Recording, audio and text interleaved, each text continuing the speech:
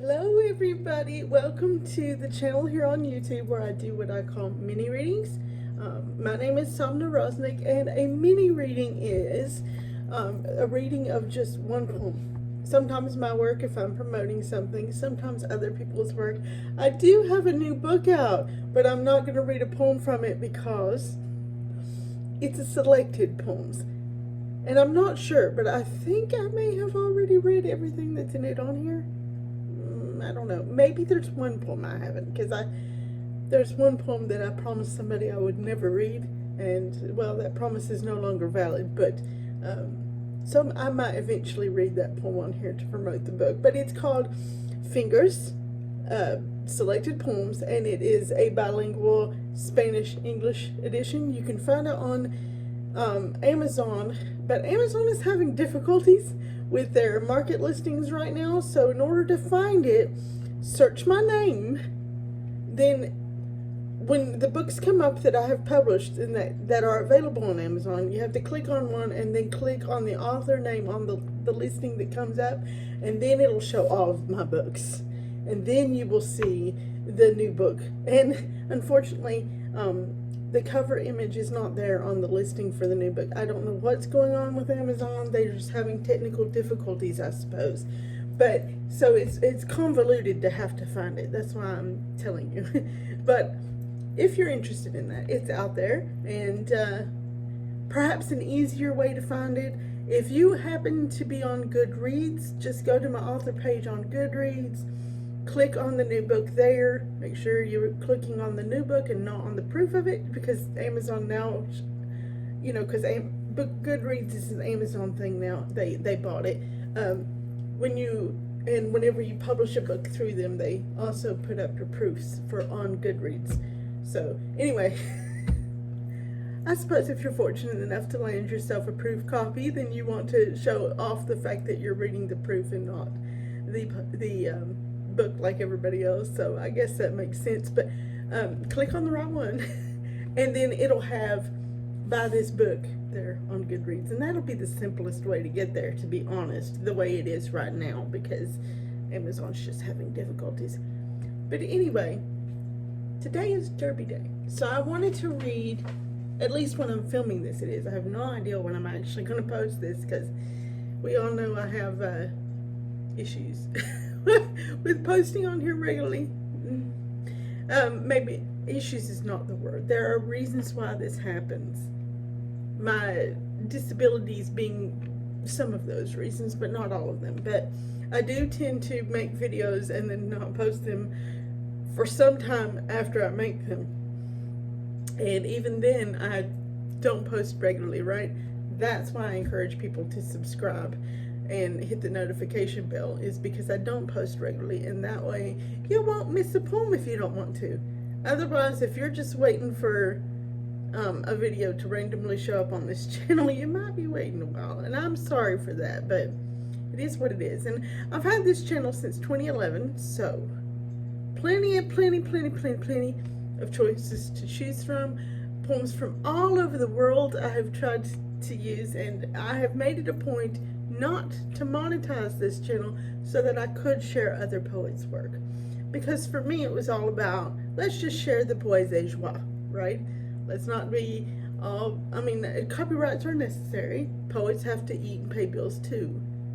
But I didn't want to be stingy with it, you know, and I just wanted to share the poésie joie with everybody. And of course, the versions that I tend to read on this channel are the English versions, because that's the language I'm most comfortable in. But if you happen to be able to read the original language of the poem, I encourage you to go back and find that, because poems in translation and poems in their original language are two completely different things in most cases, just because of the complexities of translation and also the complexities of poetry itself. We all know that the joy of poetry is actually in its ambiguity, right?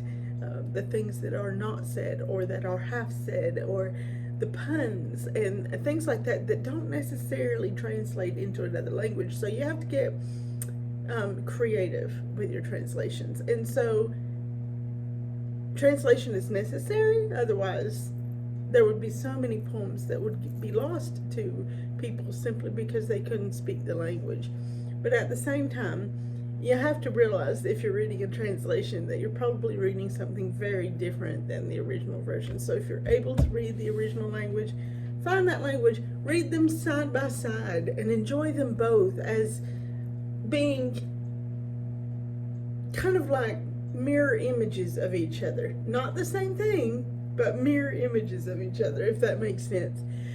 Since it is Derby Day 2023 here, May 6th, actually, 2023 to be exact, I wanted to read a poem about horses today. So I found one called, by Bunyan, called On the Horse and His Rider, and I found it on a site called interestingliterature.com.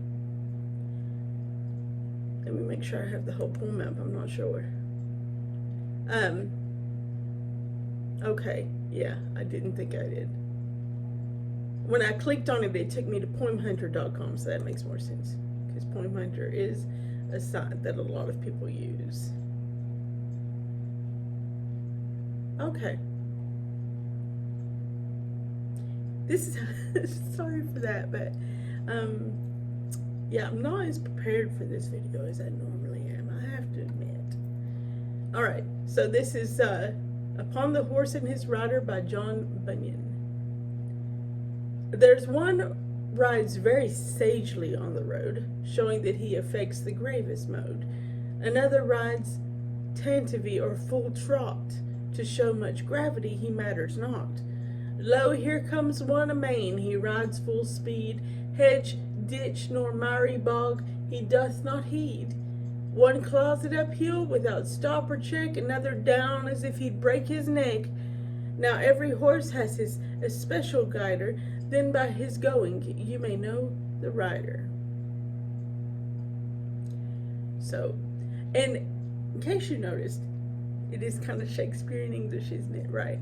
You're right. You're right. Because Bunyan, I happened to see this before I decided on the poem. 1600s. I think it was he was born actually after Shakespeare, so not exactly Shakespearean English, but yeah, he would be like mid 17th century. How does that go? Mid 50. Let's see. I have trouble. I'm not good with math. It's like that part of my brain didn't come with me. So I know when you're counting centuries, like this is the 21st century, right? But it's the 2000s. So if he was born in the 1600s, then that would be the 15th century, right? Or either the 15th or the 17th. See, I can't. It's whatever. Anyway, he would be mid 1600s. We'll just say that. Whereas Shakespeare died in the beginning of the 1600s.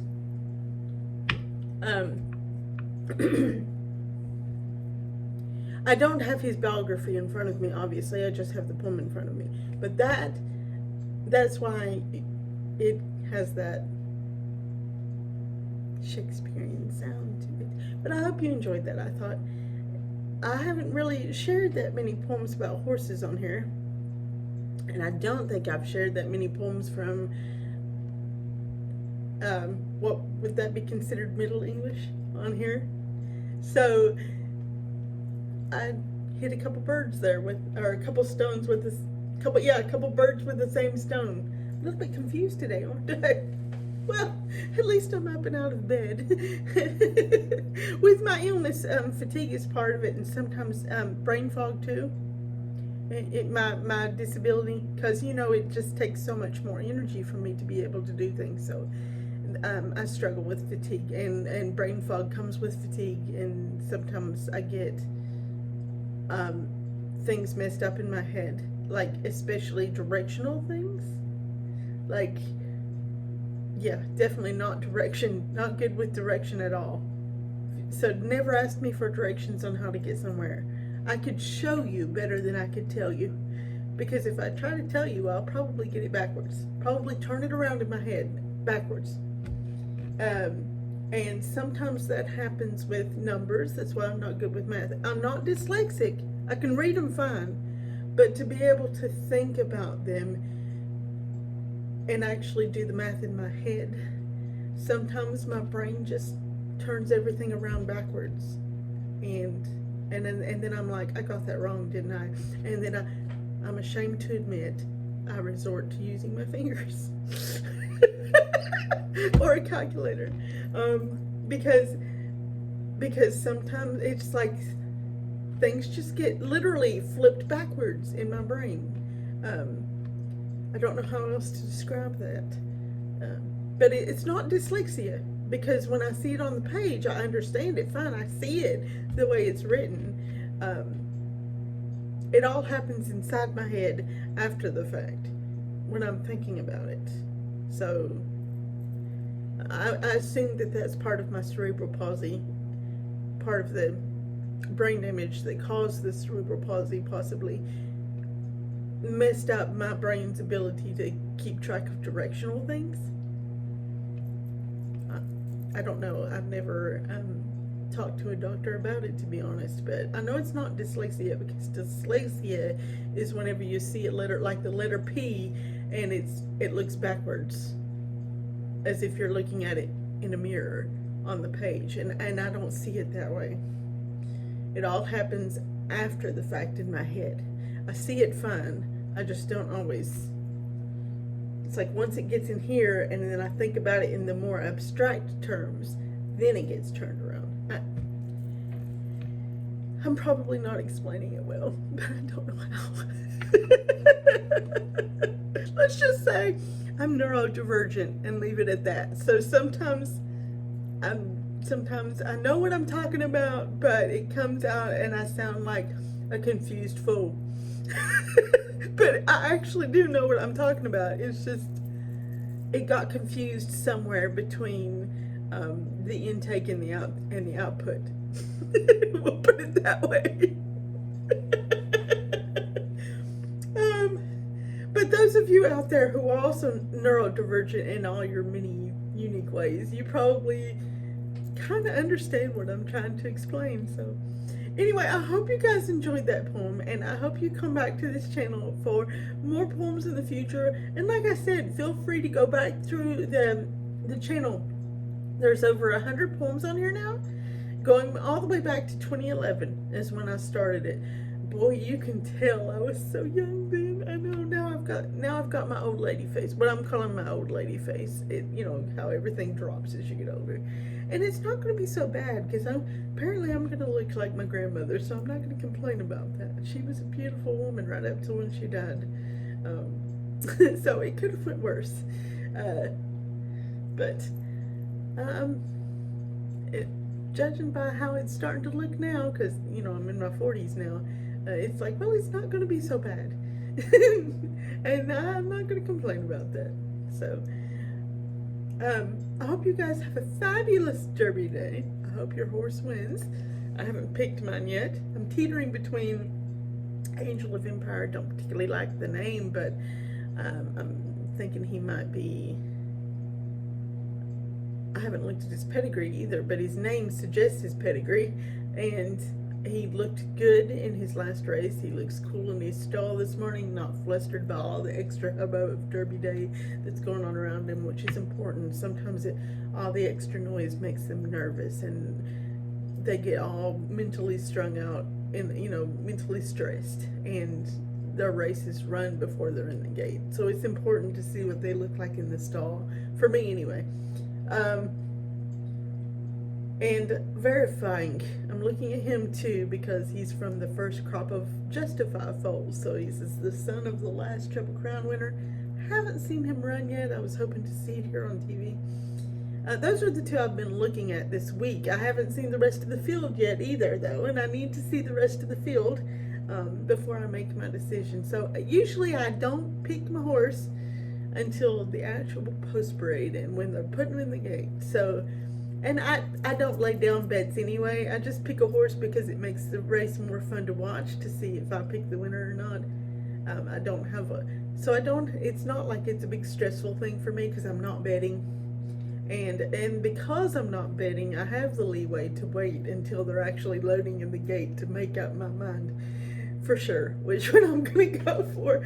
For me, it's just a whole lot of fun, and it's something that made a point to do every year of my life. So it's Derby Day is a thing here. It's been an important thing since I was born. It will be till I die. It's just something I've always done. And now most of my family have passed, and I pretty much do it by myself, me and my mommy now. Where we used to have a whole Derby Day party, but now there's just me and my mom. But we still get our bourbon out, and we still make a day of it. She'll be down here later, closer to race time. But I hope you guys have a fabulous Derby Day too, and just a fabulous day in general. Even if you're not doing the Derby, the weather here is absolutely gorgeous. So I just hope you're having a absolutely fabulous day wherever you are, or night if you're watching this at night. And I hope to see you the next time I make a video. Thank you so much for spending your time on my channel and listening to me ramble and share the joy of poetry. Don't I go hunting till we meet again.